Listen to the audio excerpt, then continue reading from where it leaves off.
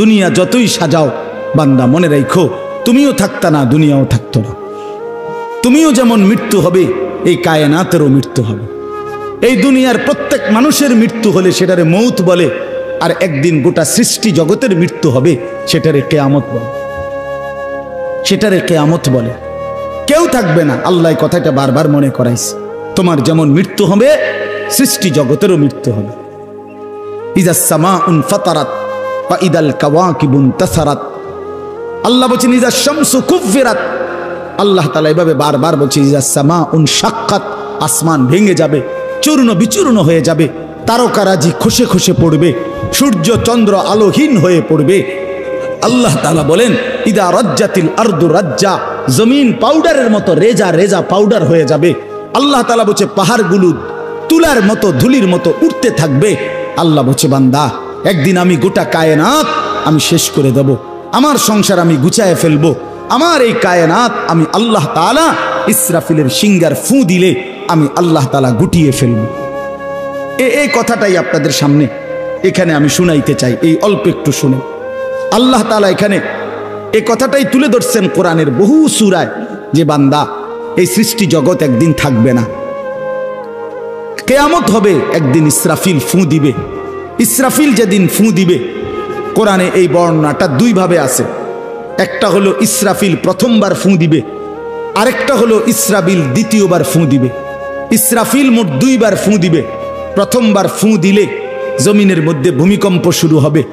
আল্লাহ বলেন এই ভূমিকম্পটা গোটা পৃথিবী একসাথে, আমার সৃষ্টি পুরাটা একসাথে নড়বে। ইন্না জালজালাতাস সাআতি শাইউন আযীম। আল্লাহ বলেন বান্দা দুনিয়ায় বহু ভূমিকম্প তুমি দেখছো, তবে মনে রেখো কিয়ামতের ভূমিকম্প, ইসরাফিল ফু দিলে প্রথম যেই ভূমিকম্প হবে, কিয়ামত সংঘটিত হওয়ার জন্য, গোটা সৃষ্টিটা ভেঙ্গে চুরে যাওয়ার জন্য, সেটা হবে বড়ই ভয়ানক।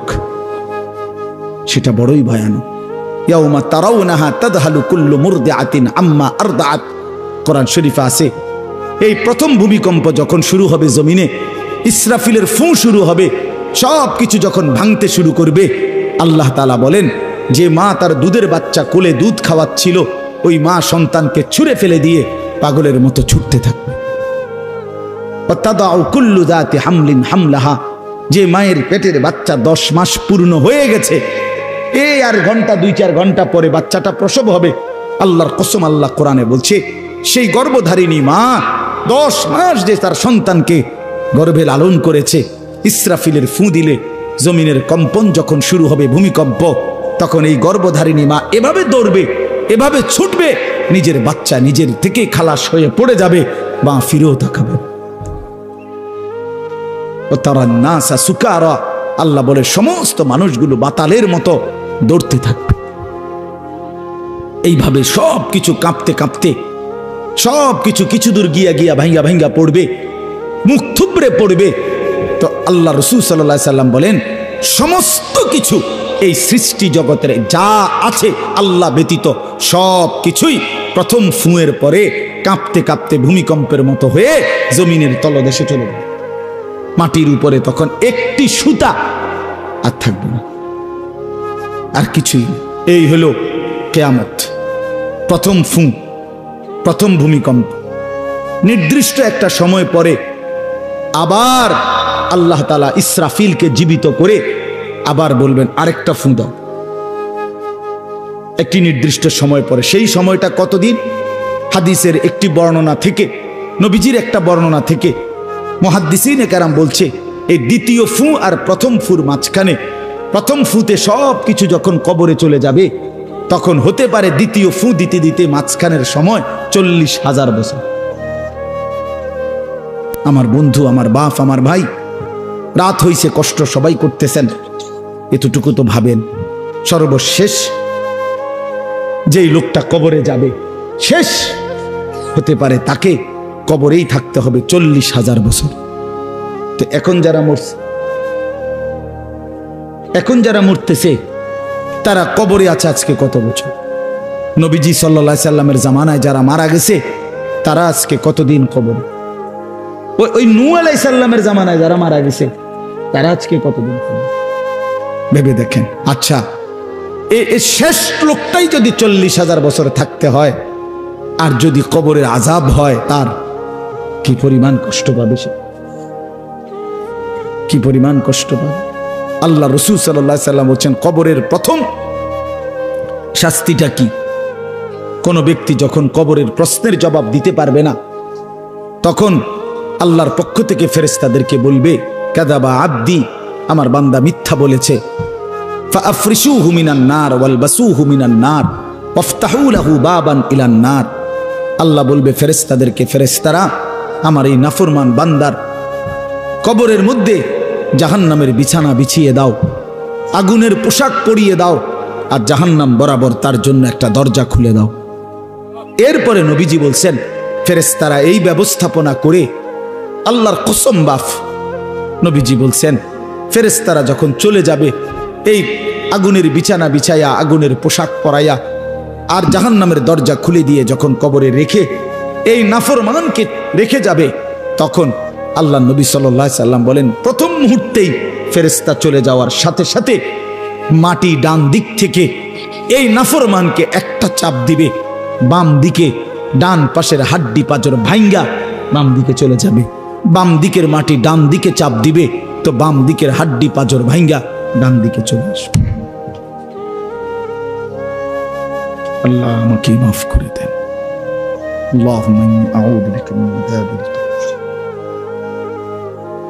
নবী সাল্লাল্লাহু আলাইহি সাল্লাম 5 ওয়াক্ত নামাজের পরে, আল্লাহর কসম বন্ধু, প্রতিদিন 5 ওয়াক্ত নামাজের পরে নবীজি কবরের আযাব থেকে পানাহ চাইতেন। প্রতিদিন হযরত উসমান রাদিয়াল্লাহু তাআলা আনহু কবরের সামনে দাঁড়াইলে এই পরিমাণ কাঁদতেন, হাত্তা ইয়াবুল্লা লিহিয়াতাহু। হাদিসে আছে কিতাবে যে তার দাড়িগুলো ভিজে ভিজে যাইত, দাড়ি ভিজে যাইত, এই পরিমাণ কাঁদতেন কবর দেখলে। এরপরে তো সামনে ভাইয়া, বিষয়টাকে হালকা মনে করেন না। বাবারা আমার, ছেলেরা আমার, বিষয়টাকে দোস্ত আমার, হালকা মনে করেন। এই বেনামাজি জিন্দিগি কষ্ট পাইবেন, এই বেহায়ার জিন্দিগি কষ্ট পাইবা বাপ।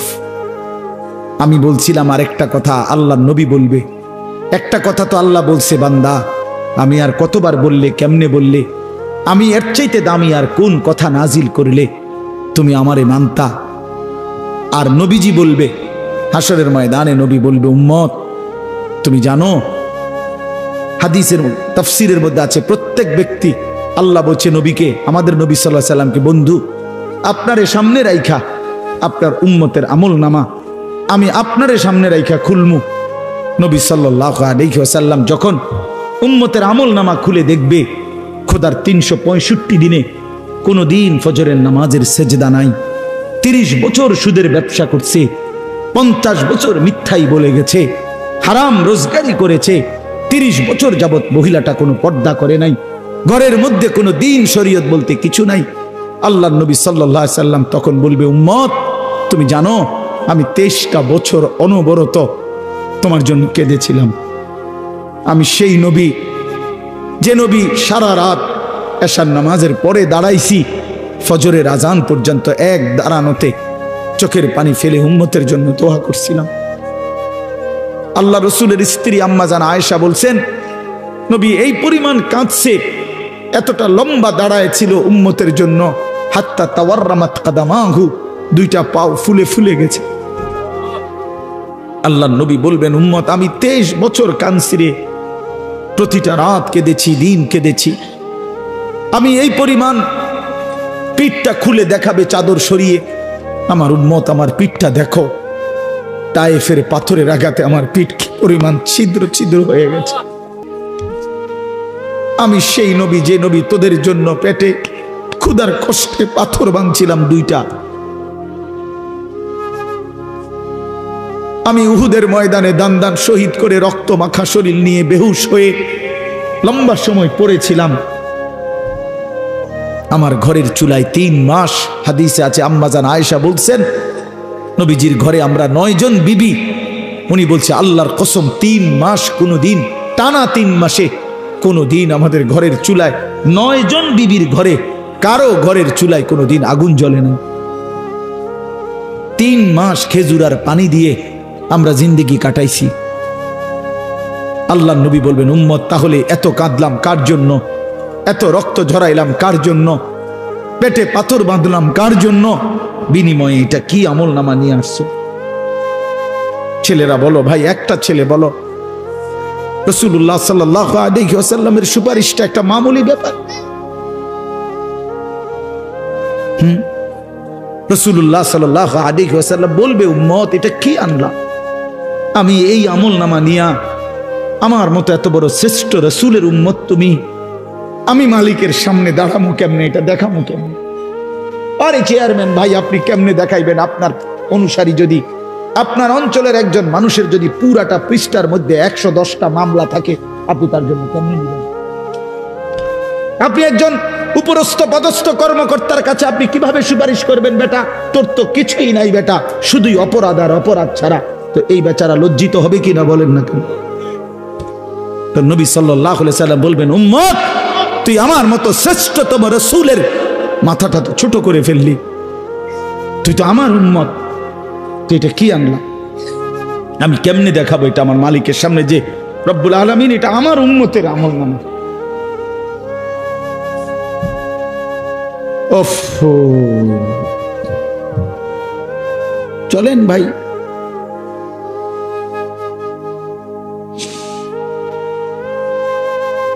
এই জন্য দোস্ত আমার, বন্ধু আমার, আমি দিবানিশি এই চিৎকার চেঁচামেচি করি, এই আহাজারি আমার অনেক দিনের। মুসলমানের সন্তান ফিরবে, নওজওয়ানরা ফিরবে, মুসলমানের যুব সমাজ নামাজ পড়বে, আল্লাহরে চিনবে, এটাই আমার স্বপ্ন, এ আমার দিলের তামান্না। কারো প্রতি আলহামদুলিল্লাহ এখন আর দিলে শত্রুতা রাখি না, কারো বিরোধিতা, কারো প্রতি হিংসা করার কোনো সময়ও নাই, বিশ্বাস করেন, একদম সময় নেই, সময়ই তো না। আমি জুমার নামাজ পড়াইছি ঢাকা মোহাম্মদপুর আদাবর, আমার জুমা, ওইখান থেকে আমি জুমার পরে রওনা দিয়া মাগরিবের পরে রোয়াচালা বয়ান করছি, এশার একটু পরে ওই মুসাগারা বয়ান করছি, এরপরে এখানে এসে বয়ানে বসছি, শুধু অজু করছি, শুধু অজু, শুধু সময় বাঁচানোর জন্য মসজিদের খানাটা খাই নাই, হোটেলে, পথের একটা হোটেলে মদনপুর পার হয়ে আসা অল্প কয়টা ভাত খাইছি। এটা বলার উদ্দেশ্য হলো কেরামতি বুজুর্গি বুঝানো না, আল্লাহর কসম বুঝানো হইল এই কথার ফিকির যে কাউরে প্রতিপক্ষ ভাববার কোনো দরকার নেই, কোনো দরকার নেই। আল্লাহ আমাদের সবাইকে বুঝ দান করেন। প্রতিটা ছেলের প্রতি আমার অনুরোধ, বাবা তুমি নষ্ট হইও না, তুমি বরবাদ হইও না। এক বন্ধুর খপ্পরে পইরা, একটা সামান্য মোবাইলের খপ্পরে পইরা, একটা দুষ্ট নারীর খপ্পরে পড়ে, মেয়ের খপ্পরে পড়ে চরিত্রহীন হইও না, চরিত্রহীন। আল্লাহ তাআলা মানুষকে যেই চাহিদা দিছে সেটা পূরণের বৈধ ব্যবস্থাও দিছে। মানুষকে আল্লাহ তাআলা তৃষ্ণা দিয়েছেন, তো তৃষ্ণা নিবারণের জন্য পবিত্র হালাল পানীয় আল্লাহ তাআলা দিয়েছেন। মানুষকে আল্লাহ তাআলা ক্ষুধার চাহিদা দিয়েছেন, তো হালাল খাবারও আল্লাহ তাআলা দিয়েছেন। তো মানুষের লজ্জাস্থানের যেই চাহিদা, শাহওয়াত, যৌন চাহিদা, এটা আল্লাহ তাআলা দিয়েছেন, তো এটা পূরণের জন্য হালাল স্ত্রী আল্লাহ প্রত্যেক পুরুষের জন্য ব্যবস্থাও রেখেছেন। কেন নষ্ট হইবা? চরিত্রহীন হইবা কেন? উলঙ্গ ছবি আর নর্তকীর পিছনে জীবন শেষ করে দিবা কেন? কি দুঃখে বন্ধু নষ্ট হইলা বলো? অনেক ছেলে তো এখানে বসছো মাশাআল্লাহ, কিন্তু অনেক ছেলের চেহারা দেখলেই বোঝা যায় ভাইয়া নামাজ পড়ো না, চেহারায় সেজদার চিহ্ন নাই দোস্ত আমার, চিহ্ন নাই। আল্লাহ আমাদেরকে মাফ করে দেন। তো আল্লাহ তাআলা বলেন ইসরাফিলকে আল্লাহ দ্বিতীয়বার উঠাবে, উঠাইয়া বলবে ইসরাফিল আবার ফুঁ দাও। এই আবার ফুঁ দিলে এবার আবার জমিন কাঁপতে শুরু করবে দ্বিতীয়বার। তো প্রথমবার ফুঁ দেওয়াতে জমিন কাঁপতে কাঁপতে সব কিছু কই গেছিল? নিচে, মাটির নিচে। মাটির উপরটা কি খালি, ফাঁকা না? এইবার দ্বিতীয়বার যখন ইসরাফিল ফুঁ দিবে, মাটি কাঁপতে কাঁপতে ভূমিকম্প শুরু হলে এবার জমিনের সমস্ত কিছু ভিতরে যেগুলো ছিল সব কিছু জমিনের উপরে উঠে আসবে, একেবারে একটা সুতা সহ। গরু, ছাগল, মানুষ, জিন, স্বর্ণ, রৌপ্য, হীরা, মণি, মুক্তা, জহরত, সব সব সব, শুধু মানুষ না, একেবারে সব কিছু, একেবারে আদম আলাইহিস সালামের জামানা থেকে ইসরাফিলের ফু পর্যন্ত যত কিছু মাটির তলে গেছে সব মাটির উপর উঠে আসে। ইদা জুলজিলাতিল আরদু জিলজালাহা, আল্লাহ তাআলা বলেন এই দ্বিতীয়বারের ভূমিকম্প জমিনে যখন হবে, ওয়া আখরাজাতিল আরদু আসকালাহা, জমিন তার তলদেশ থেকে তার ভেতরে যা কিছু বোঝা জমিনের মধ্যে ছিল সব কিছু সে জমিনের উপরে তুলে দিবে। তুলে দিলে তখন তাফসীরের মধ্যে আছে এই যে স্বর্ণ, রৌপ্য, মণি, মুক্তা, টাকা পয়সা, হীরা, জহরত, অর্থ সম্পদ, এগুলোর স্তূপ থাকবে। আশ্চর্য কথা শোনেন, সরাসরি হাদিসে আছে, নবীজি বলছেন এই স্বর্ণ, রৌপ্য, মণি, মুক্তাগুলো তখন আল্লাহর কুদরতে কথা বলবে। এইগুলা, এই অর্থ সম্পদগুলা, মানুষের যে অর্থ সম্পদ, এগুলো কথা বলবে। কি কথা বলবে? চোরের ডাক দিবে, আইনা সারিক, এই চোর, এদিকে বাটফার, এদিকে এই সম্পদের জন্য চুরি করেছিলি, আজ যা দরকার নেই। আইয়ুহাল কাতি, এই ডাকাত, এদিকে এখান থেকে নে, এই সম্পদের জন্য ডাকাতি করছি, নে এখন নে। সরাসরি হাদিস আছে, রাসূলুল্লাহ সাল্লাল্লাহু আলাইহি ওয়াসাল্লাম বলছে এই অর্থ সম্পদ ডাক দিয়া বলবে, হে আত্মীয়তার সম্পর্ক ছিন্নকারী বেঈমান, এদিকে এই সম্পত্তির জন্য আপন ভাইকে বঞ্চিত করছিলি, আপন চাচাকে বঞ্চিত করছিলি, আপন ভাতিজারে বঞ্চিত করছিলি, এর জন্যই আত্মীয়তার সম্পর্ক ছিন্ন করেছিলি, এখন নে, যা লাগবে নে, হারাম কর এখন নে, সুদখোর কত টাকা দরকার তোর, এখন নে। আল্লাহর কসম, মানুষ পাগল হয়ে যাবে, অবাক হয়ে যাবে। আর এটা কি? এই এরপরের আয়াত, ওয়াকালাল ইনসানু মা লাহা, লোকেরা বলবে এটা কি হলো, আরে এটা কি কারবার, এগুলো কথা কয় কেমনে, এগুলো কয় কি, এগুলা মানুষ সব অবাক হয়ে যাবে, বলবে একে অপরে মা লাহা, জমিনের কি হলো, এগুলোর কি হলো, এগুলো কথা বলছে কেন, এগুলো কি বলতেছে এগুলো? অর্থাৎ কেউ তো কিছুই নিবে না, নিবে কিছু, কথা বলেন না কেন কারো কোনো। তো এবার আল্লাহ বলেন ইয়াউমা ইদিন তুহাদ্দিসু আখবারাহা, আল্লাহ বলে বান্দা অর্থ সম্পদগুলো কথা বলছে দেখে অবাক হইলা, এখনো না দেখবা আসল খেলা, এখনো না দেখবা মেন খেলাটা, যে এখন দেখবা তোমার পায়ের নিচের জমিন, তোমার পুরা জিন্দেগির ভালো মন্দ সমস্ত কিছু তোমার সামনে আমি আল্লাহর সামনে বলে দিব। এখন শুনবো, এই জমিন তোমার ভালো মন্দ কথা বলবে।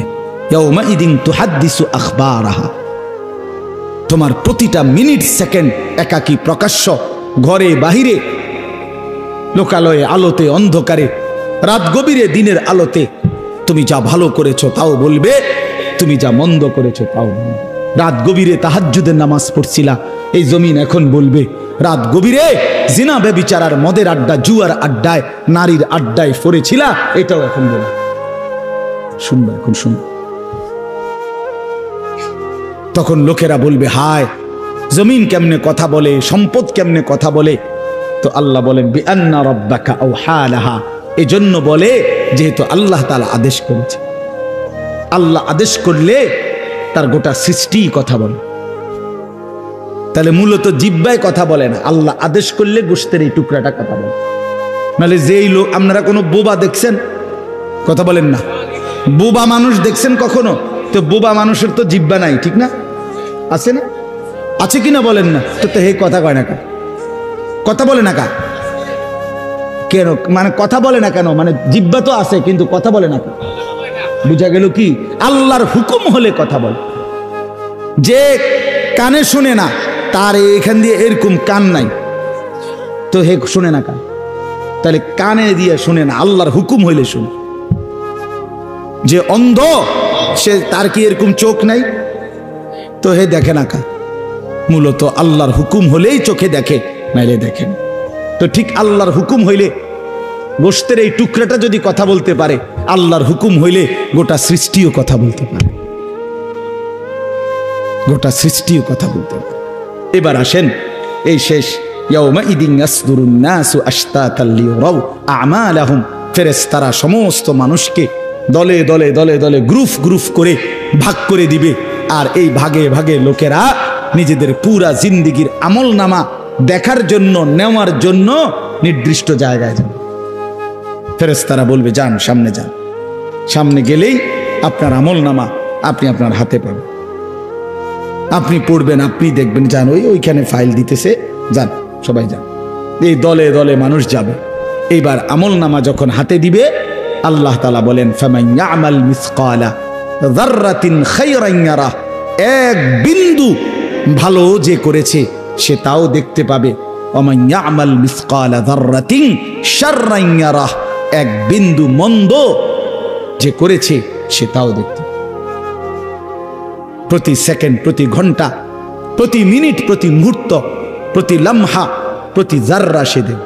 জাররা এই শব্দটা হলো কোরআনের, এই শব্দটা একটি এতটুকু পরিমাপ তাফসীরের মধ্যে লিখছে লা জিনাতা লাহা, যেটার কোনো ওজন হয় না, মাপলে কোনো ওজন আসে না, এত সামান্য।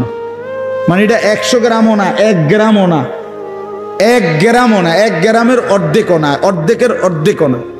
এটা অণুও না, পরমাণুও না, এটা ইলেকট্রনও না, নিউট্রনও না, প্রোটনও না, কিচ্ছু না। বিজ্ঞান তো এগুলো ভাগ করছে না, ভাগ করে করে আপনার অণু থেকে পরমাণু, পরমাণু থেকে এখন আরো ভাগ করছে। এই ইলেকট্রন, প্রোটন, নিউট্রন এগুলো ভাগ করতে করতে সূক্ষ্ম থেকে সূক্ষ্ম, সূক্ষ্ম থেকে সূক্ষ্ম বিজ্ঞান বাহির করতেছে। কিন্তু জাররা বলে যেটার কোনো ওজনই নাই, কিচ্ছু নাই, এটা এত সামান্য, মানে তুমি যেটারে কিছুই মনে করো নাই, আল্লাহ বলেন ওইটাই তুমি দেখবে, ওইটাই দেখবে। এই জন্য বাপ আমার শেষ রাত গভীরে এই কথাই, আমরা আমাদের একাকী কিংবা প্রকাশ্য, আমরা আমাদের রাত কিংবা দিন, ঘর কিংবা বাহির আড়াল করবার সুযোগ নেই। সুযোগ আছে ভাইয়া? ছেলেরা কাজেই রাতের 3টায় দুনিয়া ঘুমায়, আল্লাহ ঘুমায় না। অশ্লীল ছবি দেখো না। রাতের 3টায় মা ঘুমায়, বাবা ঘুমায়, মালিক ঘুমায় না। রাতের 3টায় মহল্লাবাসী ঘুমায়, কিন্তু আল্লাহ ঘুমায় না। আলাম ইয়ালাম বিআন্নাল্লাহা ইয়ারা, আল্লাহ বলে বান্দা তুমি জানো আমি কিন্তু সারাক্ষণ তোমাকে দেখি। কতক্ষণ? কতক্ষণ? আল্লাহ দেখেন কখন? সারাক্ষণ। এই জন্য আমরা প্রত্যেকে ইনশাআল্লাহ নিয়ত করি যে আমরা আমাদের আখিরাতকে ভাববো, ফিকির করব। আখিরাতের আশায় গুনাহ ছেড়ে দেন, আল্লাহর নাফরমানি ছেড়ে দেন, হালাল পথে জিন্দেগি চালান। একটু কষ্ট হলেও চলে যান, পার হয়ে যান। ऐसे रहे या वैसे रहे वहां देखना फिर कैसे रहे। বুজুর্গরা বলে এ দুনিয়ায় এমনে থাকো আর এমনে থাকো, কাইট মাইট হইয়া চিত্তিয়া মিত্তিয়া উঠতে লাগা। আসল দেখার বিষয় হলো ওয়াহা कैसे रहे, সেখানে কেমন থাকবা, এটা হলো দে। এটা শেষ হয়ে যাবে। আজ রাত যার বাসর রাত, তারও ভোর হবে। আজকের রাত যার জেলখানায় ফাঁসির রাত, তার রাতও কি হয়ে যাবে? অট্টালিকার মানুষটাও মরে যাবে, জীর্ণ কুঠিরের মানুষটাও মরে যাবে। কোনোদিন দুঃখ যে দেখে নাই সেই সুখী মানুষটাও কবরে চলে যাবে। কোনোদিন সুখ যে দেখে নাই সেও মরে যাবে। আমিও না, আপনিও না, বাবাও না, সন্তানও না, মাও না, কেউ না, কেউ থাকবে না, কেউ না, কেউ না। আজকে আমরা কবরবাসীদের স্মরণ করে দোয়া করি, এই আগামী 20 বছর 30 বছরের মাথায় আমাদেরকে স্মরণ করে, আমাদেরকে কবরবাসী মনে করে, আমাদের পরবর্তীরা মনে করে। এই না জিন্দিগি? কথা বলেন না, এই না জিন্দিগি? এই জন্য আমরা ইনশাআল্লাহ সবাই মিলে ফিকির করি নিজের ভালো, নিজের কল্যাণ। এতটুকু যদি কারো বিবেক না থাকে ভাইয়া, তো সে বুঝলো কি? এজন্য নিজের ভালো দেখেন। ওয়ালা তুলকু বিআইদিকুম ইলা তাহলুকা, আল্লাহ বলছে বান্দা নিজেরে নিজে ধ্বংসের দিকে ঠেলে দিও না, নিজের এত বড় ক্ষতি করো না বান্দা। এই পৃথিবী তুমি গেলেও থাকবে। এই আমরা যারা মনে করি, হ্যাঁ অনেক বয়স্ক মাঝ বয়সী লোক আছে, আমি থাকতে যদি আমার জি40 একটু ঘর দুয়ার জাগা জমি দলিল টলিল একটু লাইন ফাইন করে দিয়া যাইতে না পারি, আমি মরলে তারা কেমনে চলবো কেমনে খাইবো হেবড়া কয় চা দোয়ানে বইয়া বইয়া হেবড়া কেমনে চলবো তারা না চাচা আমনে মরলে আর পৃথিবীতে কামাই রোজগারি উপার্জন সব বন্ধ হয়ে যাবে আমনেই শেষ কামলা পৃথিবীর শেষ কামলা আমনে মরার পরে মানুষ সব আপনার জিফুত বহন খাইব চা দিয়া ভিজাইয়া না ভাত তরকারি তো নাই আমনে মরলে কি আর ভাত তরকারি আগে করতে